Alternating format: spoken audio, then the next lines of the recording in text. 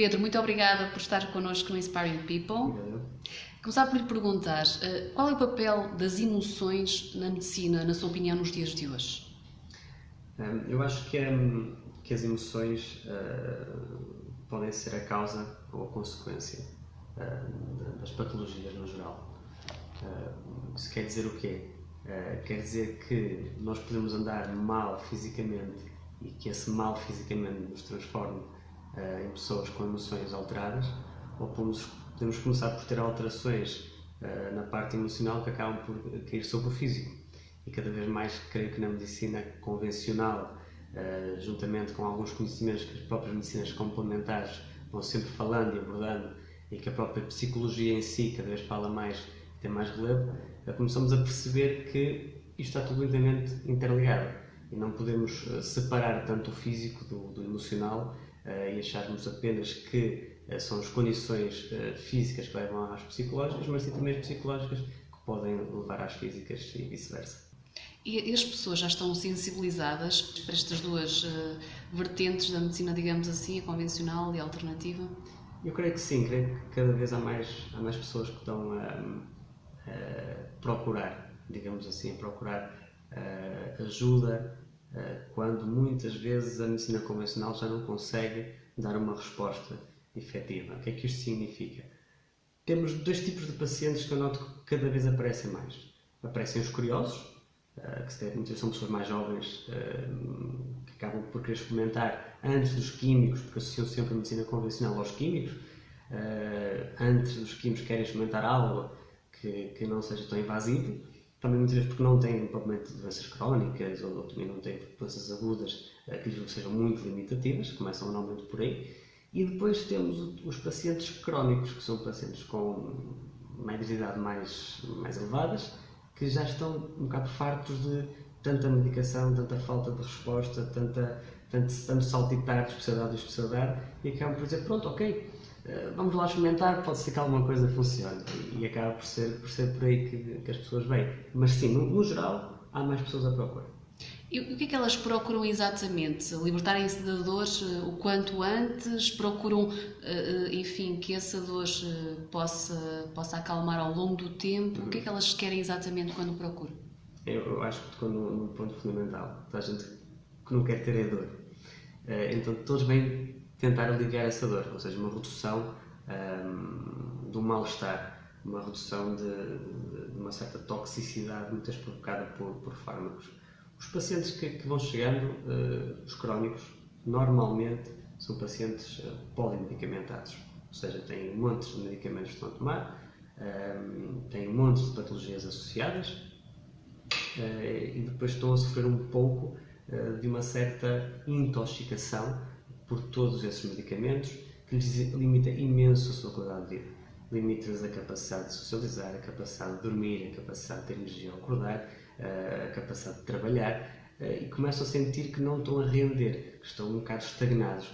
E vêm numa tentativa de, ok, vou investir um pouco mais em mim e tentar, verdade, por uma terapia que não seja tão agressiva, de forma a se consigo reduzir os fármacos, que é um ponto que eles querem, e melhorar a minha qualidade de vida.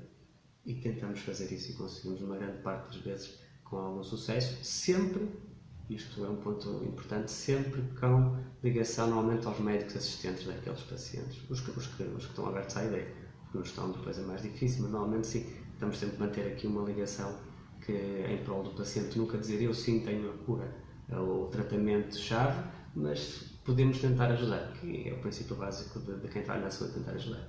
Essa toxicidade que falou há bocadinho, como é que o paciente se pode libertar de uma série de fármacos, enfim, que estão acumulados no organismo devido aos anos que se calhar os tomou, como é que ele se pode libertar dessa toxicidade quando procura um osteopata, ou seja, é progressivo, tem que fazer algum tratamento específico, como é que funciona? Primeiro fazemos um apanhado geral. Se a pessoa vem com dores musculares, por exemplo, um dos pontos que mais provocam a osteopatia por limitações osteoarticulares. Normalmente, mas já vêm alguns por problemas digestivos, que também estão relacionados neurologicamente à parte estrutural do corpo, e às manipulações e às terapias que fazemos, mas, por exemplo, um exemplo clássico, A pessoa toma Brufen todos os dias, ou toma Tramal todos os dias porque tem muitas dores sempre, dor na cervical, dor nos joelhos, dor em todo lado. Podemos começar por, primeiro, avaliar onde estão os pontos de restrição, o que é que lhe está a provocar aquele incómodo e começar a aliviar essa dor. Uma pessoa que começa a ter melhor mobilidade tem à partida menor dor. E ao ter menor dor conseguimos chegar a um acordo com o paciente de que vamos passar talvez de um medicamento que seja mais agressivo, por exemplo um Brufen ou até mesmo um Naproxeno, e vamos tentar passar a tomar todos os dias, dia sim, dia não. E no dia que não toma, tentar tomar um medicamento, ou um Benuron, por exemplo, que é muito conhecido, para dar assim nomes mais clássicos, ou então passar por um mal toxicológico, que é um medicamento que está entre a alopatia e a homeopatia, que está ali a meio, que tem efeito comprovado na inflamação, por exemplo um Tromil, e vai passar a tomar um Tromil. E essa pessoa, ao final de um mês, passou a tomar 30 comprimidos de Brufen ou Naproxeno, passou a tomar 15. E nos dias que não tem dor, ou que tem menos dor, toma outro medicamento que não é tão nefasto para o fígado, para o intestino e para o rim, que são sempre os órgãos principais afetados por esse tipo de medicação. E aqui já ganhamos algo. Ganhamos que a pessoa comece, pouco a pouco, a reduzir a toxicidade desses medicamentos, começa a ter mais liberdade, se sinta melhor, que gaste menos dinheiro e começa a ter uma vida mais razoável. Estamos a falar isto em pequenas coisas, mas depois podemos ganhar outras coisas interessantes, outros pontos que ele pode ganhar. Aí entramos na mudança alimentar, tentar perceber que alimentos é que ele toma que lhe possam fazer mal, tentar fazer alguma dieta mais direcionada para uma desintoxicação do próprio organismo, portanto, alimentos que não sejam tão refinados, alimentos que não sejam tão gordurosos, nem gorduras tão mais difíceis de digerir, e com isso perceber se dorme ou não dorme bem, se acorda ou não acorda bem, e portanto conseguimos ao longo do dia controlar esses efeitos, perceber se a pessoa depois de almoçar, depois do lanche, pequeno almoço, como é que ela se sente, como é que é a digestão, se é lenta, se é rápida, se é obstipada, se não é. Depois aqui há um conjunto de perguntas que tentamos perceber e vamos ponto a ponto controlando isso. Uma pessoa que faça, por exemplo, isso acontece imenso, que comece com uma dor e a dor não passa, e a dor ao fim de 3 meses continua ali, e começam a subir a escalada de medicamentos e passando para os médicos normalmente, não é? Passam Dimeron, Brufen, Tramal, outros medicamentos mais fortes, os COX-2, etc., que são medicamentos mais fortes a nível da capacidade de reduzir a inflamação, e se a pessoa não melhora com essa dor, dorme mal e com essa dor anda mal durante o dia, onde é que acabam todos? Acabam todos a tomar antidepressivos. É geral, porque já não conseguem trabalhar, porque já não conseguem dormir, porque já não conseguem estar bem, porque já têm episódios de tristeza, episódios de alteração de humor. Então isto é uma cascata muito difícil de controlar. E quando eles chegam a esse ponto, depois conseguimos regredir, torna-se ainda mais difícil. E por isso é que depois eles acabam por procurar as terapias, chamadas terapias alternativas ou não convencionais, porque sabem que à partida os profissionais que vão lá estar são profissionais que percebem esse tipo de fármacos, não são os que fazem esse tipo de diagnóstico, não é? Isso é a parte médica clássica que faz, não são os que prescrevem esse tipo de medicamentos, que é os médicos clássicos que o fazem, mas percebem os efeitos secundários e interações que podem ter. E temos o conhecimento do lado de cá, o que é que podemos fazer para melhorar o estado dele. E grande parte das vezes conseguimos fazer essa melhoria. Há bocadinho falou da alimentação. Considera que os portugueses têm uma alimentação equilibrada nos dias que correm? Eu se calhar não serei a melhor pessoa para dizer isso por questões estatísticas, mas sabe-se que Portugal é um dos países que tem a maior taxa de obesidade infantil. Creio que na Europa, se não for o primeiro, é quase o que tem a maior taxa de obesidade infantil, que é uma preocupação.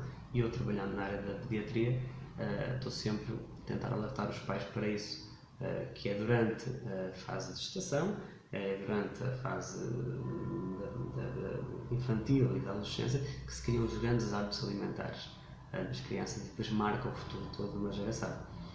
Acho que realmente em Portugal se come mal, se come muito e muitas vezes.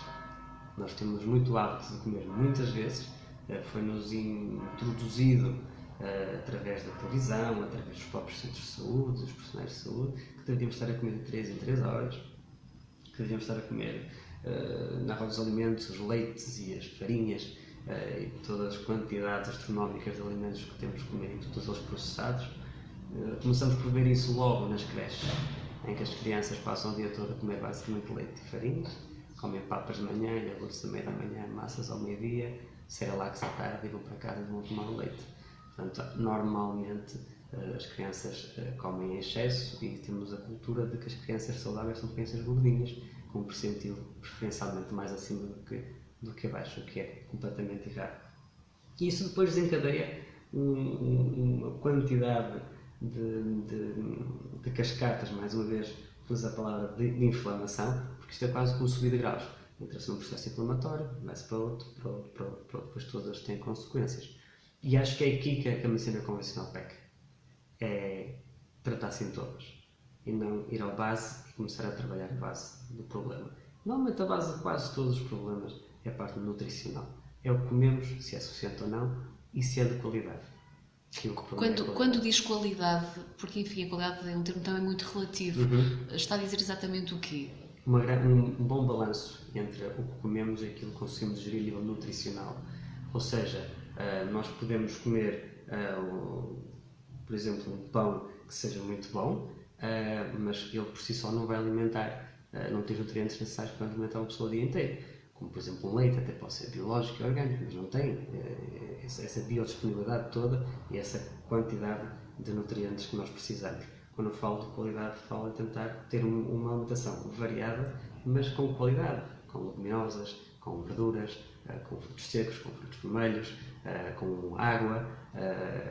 Podemos ter peixe ou carne, mas não necessitamos de comer peixe ou carne todos os dias, até por uma questão climática, já começamos a perceber que isso também não é verdade. Mas os nutricionistas hoje em dia, que eu já conheço bastante, são pessoas altamente especializadas nessa área, com melhor capacidade de resposta do que eu. Trabalha também com crianças, como disse há pouco. Quando procuram os pais dessas crianças, que tipo de problemas é que trazem? A parte da osteopatia pediátrica começou a ganhar relevo quando se começou a falar muito no termo da plagiocefalia.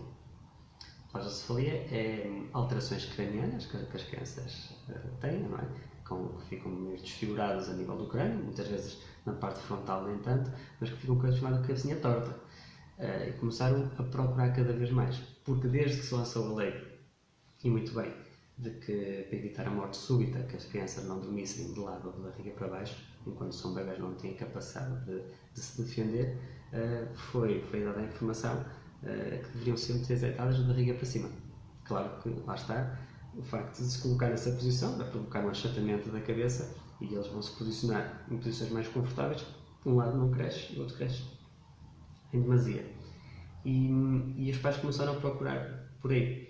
Depois começaram também a procurar pelas cólicas, porque foram falando que nas cólicas podia haver uma relação, as pessoas associam sempre a massagens, não é? Localmente, mas não, tem mais a ver até com a parte neurológica das crianças e o que é que pode afetar a parte toda digestiva.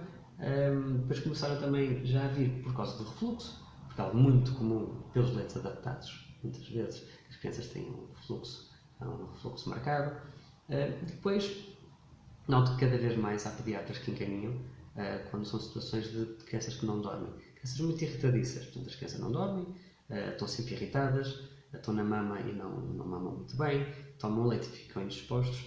Então associam isso a um mal-estar geral da criança, a alguma coisa, para ser alguma coisa que está mal. Então encaminham para a osteopatia para fazer um check-up e que muitas vezes está associado a alterações da cervical, alterações da cabecinha, passagem de alguns nervos que são os mais importantes na parte digestiva, crianças que têm sonos difíceis porque naquela postura estão desconfortáveis. Então nós fazemos testes e vamos testando e vamos tentando limpar as disfunções que estão ali, eles passam a dormir muito melhor.